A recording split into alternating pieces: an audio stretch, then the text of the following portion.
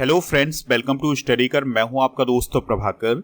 आज के इस महत्वपूर्ण लेक्चर में हम डिस्कस करेंगे 17 दिसंबर 2023 के मोस्ट इंपॉर्टेंट करंट अफेयर्स के क्वेश्चन। तो आप इस पूरे लेक्चर को बहुत ही ध्यान से लास्ट तक जरूर देखिएगा। आज का पहला और इम्पॉर्टेंट क्वेश्चन है, महालक्ष्मी योजना किस राज्य में शुरू की गई है? आंसर हो जाएगा तेलंगाना।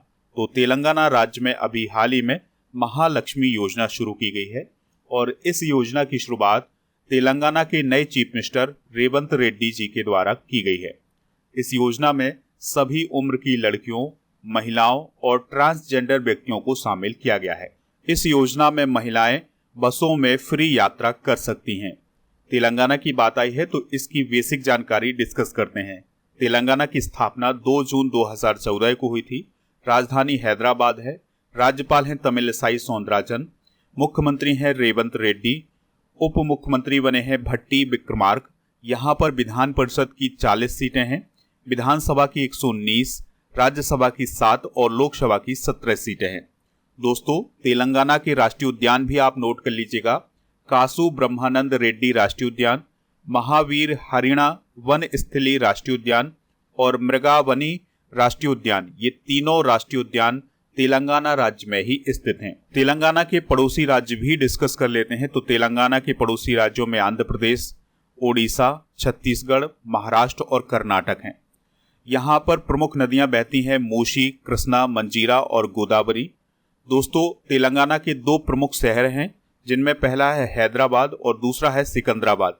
तो इन दोनों शहरों को जुड़वा शहर के रूप में भी जाना जाता है।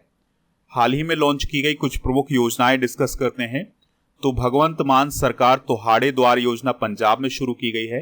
हॉट कुक्ड भोजन योजना उत्तर प्रदेश में, अबुआ आवास योजना झारखंड में, लाडली बहना योजना मध्य प्रदेश में, गृह लक्ष्मी योजना कर्नाटका में, सबल योजना हिमाचल प्रदेश में, मिशन शक्ति स्कूटर योजना ओडिशा में, मुख्यमंत्री लोक सेवक आरोग्य योजना असम में और युवा मितान परिवहन योजना छत्तीसगढ़ में शुरू की गई है। तो ये हैं हाल ही में लॉन्च की गई कुछ प्रमुख योजनाएं। आप इस पूरे लेक्चर को बहुत ही ध्यान से लास्ट तक देखिएगा। लास्ट में आपसे क्वेश्चन पूछा जाएगा जिसका आंसर कमेंट बॉक्स में देना है। अगर आप चैनल पर पहली बार आए हैं तो सब्सक्राइब कर लें, बेल आइकन भी दबा लें, जिससे आपको समय पर सबसे पहले नोटिफिकेशन मिल सकेगा। आप हमसे टेलीग्राम पर हमारे ग्रुप स्टडी कर ऑफिशियल के साथ जुड़ जाइएगा, वहां पर आपको PDF भी मिल जाएगा। इसके अलावा आप हमारे ऐप को भी डाउनलोड कर लीजिएगा। ऐप का लिंक डिस्क्रिप्शन बॉक्स में दिया गया है। ऐप पर आपको ई-बुक, टेस्ट सीरीज, PDF और डेली क्विज मिल जाएगा। तो इनको प्राप्त करने के लिए ऐप को डाउनलोड कर लें। ऐप पर ई-बुक भी उपलब्ध है मंथली करेंट अफेयर्स की। तो ये जो ई-बुक है दोनों माध्यम में होगी, यानी हिंदी और इंग्लिश दोनों माध्यम में है, तो आप इसको ऐप से प्राप्त कर सकते हैं। अगला क्वेश्चन है, किस एयरपोर्ट को अंतर्राष्ट्रीय एयरपोर्ट घोषित किया गया है? तो अभी हाल ही में सूरत एयरपोर्ट को अंतर्राष्ट्रीय एयरपोर्ट घोषित किया गया है और इसका फैसला अभी हाल ही में केंद्रीय मंत्रिमंडल के द्वारा लिया गया है, जिसकी अध्यक्षता प्रधानमंत्री मोदी जी के द्वारा की गई है। दोस्तों, यह एयरपोर्ट अंतर्राष्ट्रीय यात्रियों के लिए एक महत्वपूर्ण प्रवेश द्वार के रूप में काम करेगा और इस एयरपोर्ट से एक्सपोर्ट और इंपोर्ट की व्यवस्था भी की जाएगी। एयरपोर्ट से रिलेटेड कुछ इंपॉर्टेंट करेंट अफेयर्स डिस्कस कर लेते हैं। तो मैकडॉनल्ड्स इंडिया ने भारत का पहला airport drive through restaurant Mumbai में खोला है। गुवाहाटी का गोपीनाथ बरदलोई अंतर्राष्ट्रीय हवाई अड्डा डिजी यात्रा सुविधा पाने वाला पूर्वोत्तर का पहला हवाई अड्डा बन गया है। इंदिरा गांधी अंतर्राष्ट्रीय हवाई अड्डा जो कि नई दिल्ली में है, ये 4 रनवे और 1 एलिवेटेड टैक्सी वे वाला देश का पहला हवाई अड्डा बन गया है। पीएम नरेंद्र मोदी ने राजकोट जिले में गुजरात के पहले ग्रीनफील्ड हवाई अड्डे का कुछ समय पहले उद्घाटन किया है। दोस्तों, भारत के नागरिक उड्डयन मंत्री हैं ज्योतिरादित्य सिंधिया जी, तो उनके द्वारा मध्य प्रदेश में रीवा हवाई अड्डे की आधारशिला रखी गई है। प्रधानमंत्री नरेंद्र मोदी ने इसी साल कर्नाटक में शिवमोगा हवाई अड्डे का उद्घाटन किया था। अगला क्वेश्चन है, किस देश के राष्ट्रपति रानिल विक्रमसिंघे ने 3 भारतीय अधिकारियों को गोल्डन ओल पुरस्कार प्रदान किया है? आंसर हो जाएगा श्रीलंका। तो श्रीलंका के प्रेसिडेंट हैं रानिल विक्रमसिंघे, तो उनके द्वारा 3 भारतीय अधिकारियों को गोल्डन ओल पुरस्कार प्रदान किया है। इन अधिकारियों के नाम है विंग कमांडर सुमित महाजन, मेजर रोहित और लेफ्टिनेंट कमांडर सनी शर्मा। तो इन तीनों अधिकारियों को श्रीलंका के राष्ट्रपति रानिल विक्रमसिंघे ने गोल्डन ओल पुरस्कार प्रदान किया है। दोस्तों, अब हम श्रीलंका से रिलेटेड कुछ इंपॉर्टेंट बेसिक जानकारी डिस्कस कर लेते हैं। तो श्रीलंका की 2 राजधानियां हैं, श्री जयवर्धनेपुरा कोट्टे और कोलंबो। पीएम है दिनेश गुणवर्धने। मुद्रा है श्रीलंकाई रुपया। श्रीलंका को 1972 तक सीलोन के नाम से जाना जाता था। भारत और श्रीलंका के बीच में मन्नार की खाड़ी है और पाक जल संधि है, तो ये दोनों भारत और श्रीलंका को अलग करते हैं। दोस्तों, कुछ समय पहले एक न्यूज आई थी कि चाइना के द्वारा श्रीलंका के हम्बनटोटा बंदरगाह को 99 सालों के लिए लीज पर लिया गया है। तो आपसे क्वेश्चन पूछा जा सकता है कि हम्बनटोटा बंदरगाह किस देश में है? तो ये श्रीलंका में है। और इसको किस देश ने लीज पर लिया है 99 सालों के लिए? तो ये चाइना ने लिया है। नेक्स्ट क्वेश्चन है, किस देश ने भारत सहित 33 देशों के पर्यटकों के लिए वीजा की आवश्यकता को समाप्त किया है? आंसर हो जाएगा ईरान।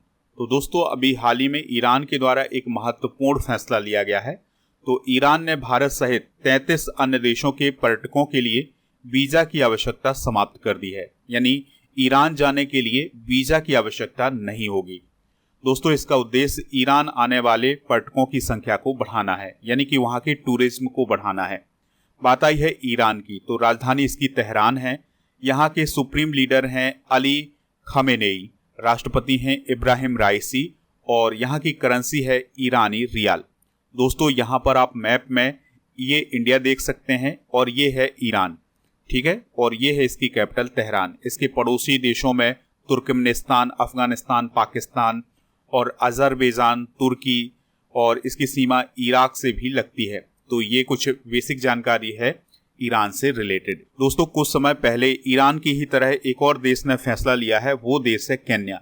तो केन्या ने भी वीजा फ्री एंट्री की सुविधा प्रदान की है। कुछ इंटरनेशनल करंट अफेयर्स डिस्कस कर लेते हैं। तो फ्रांस में तमिल कवि तिरुवल्लुवर की प्रतिमा का अभी हाल ही में उद्घाटन किया गया है। 10 वर्षों के बाद माली में संयुक्त राष्ट्र शांति मिशन को ऑफिशियली तौर पर समाप्त किया गया है। भारत ने संयुक्त राष्ट्र में गाजा युद्ध विराम की मांग वाले प्रस्ताव के पक्ष में मतदान किया है, यानी कि संयुक्त राष्ट्र में गाजा युद्ध विराम की मांग वाला एक प्रस्ताव आया था, तो उसका समर्थन भारत ने किया था। चाइना ने विश्व के पहले 4थी पीढ़ी के परमाणु रिएक्टर का अभी हाल ही में अनावरण किया है। अगला क्वेश्चन है, आसियान भारत मिलेट महोत्सव का आयोजन कहाँ किया गया है? तो इसका आयोजन नई दिल्ली में किया गया है।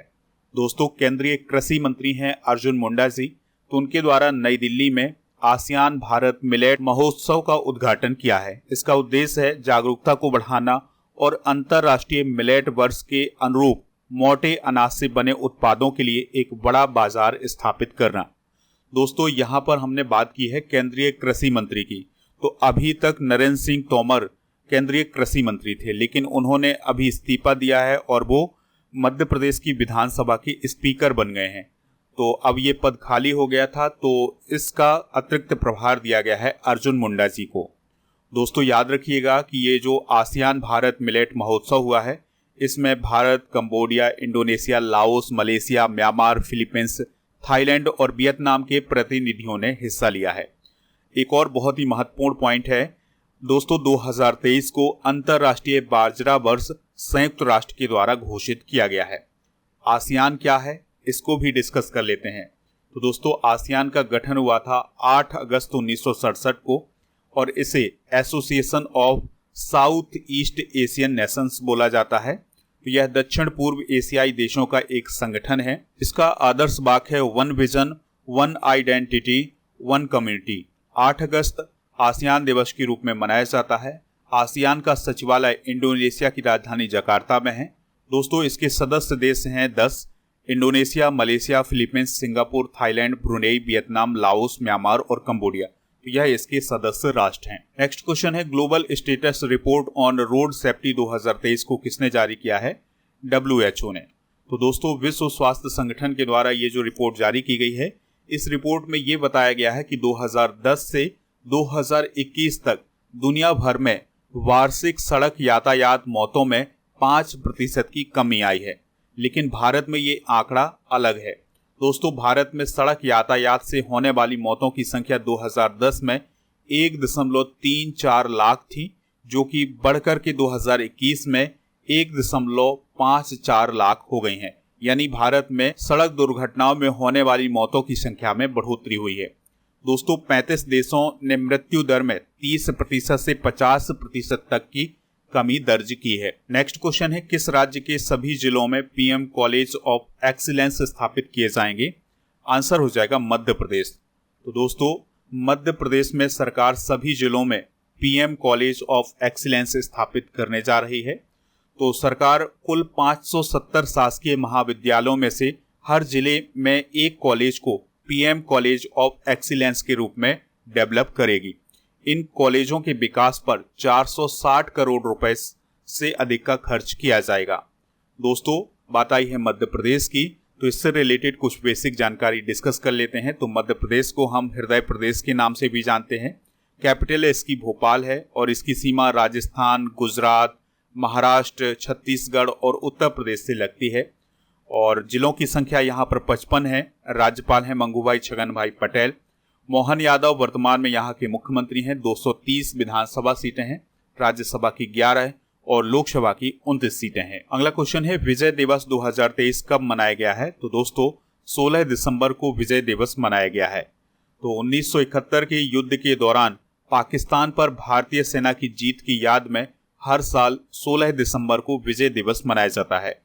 दोस्तों 16 दिसंबर 1971 को पूर्वी पाकिस्तान आज़ाद हुआ था और इसी पूर्वी पाकिस्तान को आज हम बांग्लादेश के रूप में जानते हैं। तो बांग्लादेश का निर्माण 1971 में हुआ था और 1971 में पाकिस्तानी सेना के प्रमुख जनरल अमीर अब्दुल्ला खान नियाजी ने भारतीय सेना के सामने आत्मसमर्पण किया था। नेक्स्ट क्वेश्चन है, भारत का पहला एआई मॉडल कृत्रिम किसने लॉन्च किया है? आंसर हो जाएगा ओला। तो दोस्तों ओला के द्वारा भारत का पहला आर्टिफिशियल इंटेलिजेंस मॉडल कृत्रिम लॉन्च किया गया है। तो इसको किसने लॉन्च किया है? तो ओला कैब और इलेक्ट्रिक के फाउंडर हैं भावेश अग्रवाल, तो उनके द्वारा इसे लॉन्च किया गया है।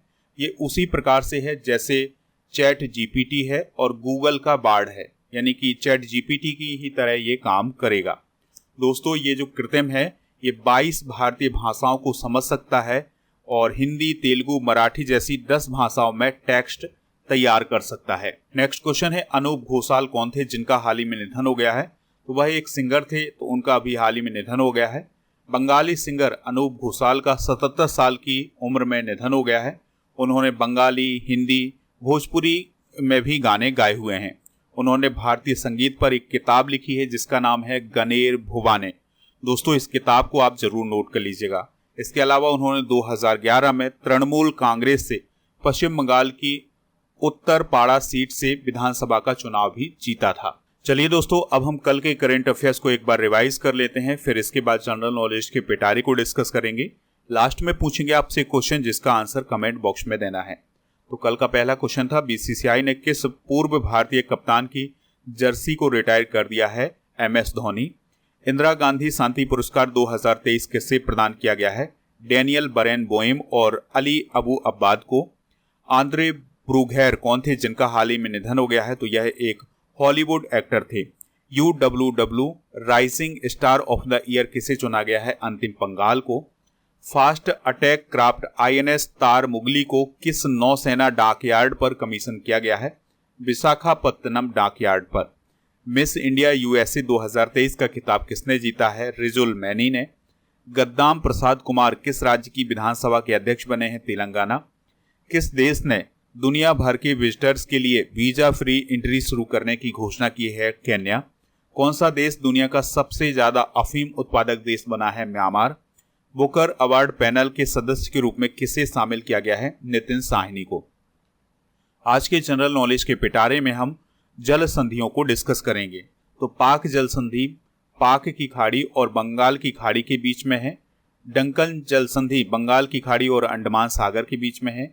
बेरिंग जल संधि प्रशांत महासागर और आर्कटिक महासागर के बीच में है।